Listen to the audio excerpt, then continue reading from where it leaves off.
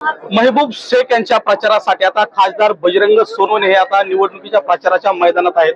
बाप्पा गावखेड्यामध्ये भेटी देत आहेत, सभा देखील आहेत, सुप्रियाताई देखील येणार आहेत। एकूणच प्रचार आता अंतिम टप्प्यात आहे। कसं पाहता प्रचार कुठपर्यंत आलाय? 5 ठिकाणी शरद पवार पक्षाचे उमेदवार आहेत, एका ठिकाणी उभाटाच आहे। काय सांगाल?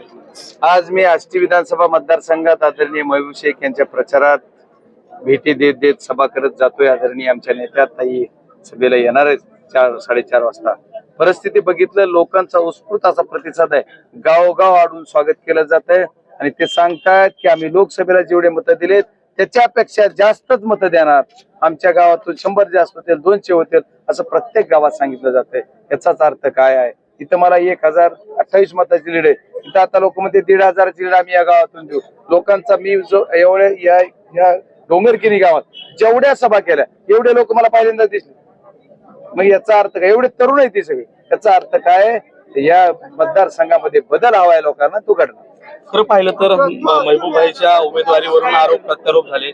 साहेबराव दरेकरांनी देखील या ठिकाणी जो उमेदवार आहे तो मॅनेज दिल्याचं बोललं जात गेलं त्यांच्याकडनं। कसं नाही, कसं आहे, आता प्रत्येकाची अपेक्षा असते। एखाद्याची अपेक्षा काय मीच असते, त्याच्यामुळे एखाद्याची पूर्ण नाही झाले तर ती आपल्या दुःखात येऊन काहीतरी साफल्यग्रस्त बोलू शकतात। त्याच्यामुळे मला त्यांच्यावर काय बोलावं, ते आमचे आदरणीय स्थान आहे बोलणार। प्रचार अंतिम टप्प्यात आहे। सुरेश धस म्हणतात की मी निवडून आल्यावर सगळे डुकरं मारतो, आणि भीमराव धोंडे म्हणतायत की तुम्ही खुशाल डुकरं मारा, शिट्टी वाजणार। कसं पाहताय?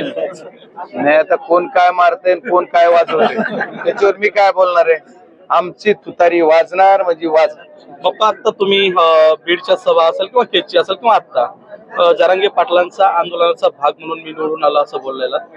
ज्योती मेटे म्हणाल्यात की हे संधी साधूपणाचं लक्षण आहे, संधी साधण्याचा प्रकार त्यांच्याकडनं केला जातो आहे। ज्योती मेटेंचं काय मत आहे हे त्यांचं मत आहे, माझं मत आहे काय माझं मत आहे, माझं मत आहे ती माझं मत आहे। त्याच्यामुळे मी माझं मत मांडतो, त्यांच्यावर मी कसं बोलतो? लोकसभेची पुनरावृत्ती होईल बीड जिल्ह्यामध्ये, लोकसभेची पुनरावृत्ती होणारच। तुम्ही आता म्हणालात की काही जण फौजदार होते ते आता हवालदार झाले, काय?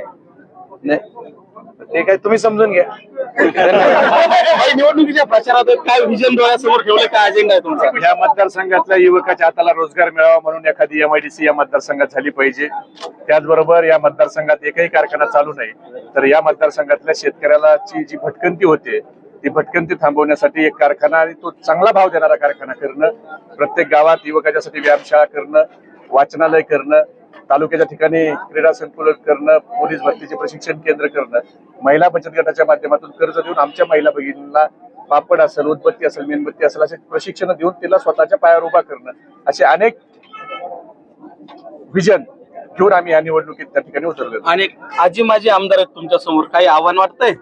असं आहे की जनता ठरवते माणूस कोण किती मोठा, याला काय अर्थ नाही। राहुल गांधीजींना, इंदिराजींना, अटलजींना लोकांनी पाडलेलं आहे, त्यामुळे जनता सगळ्यात मोठी आहे। सगळ्यात तगडं आव्हान जनतेचं, जनतेच्या मनात आम्ही गेलेलो आहे, त्यामुळे विजय आमचा निश्चित आहे। काही जणांनी समाज काढला, वोटिंग काढलं की यांचं एवढंच वोटिंग आहे, मग कसं? असं आहे की तुम्हाला वोटिंग करून समाजाचं तुम्ही काय भलं केलं?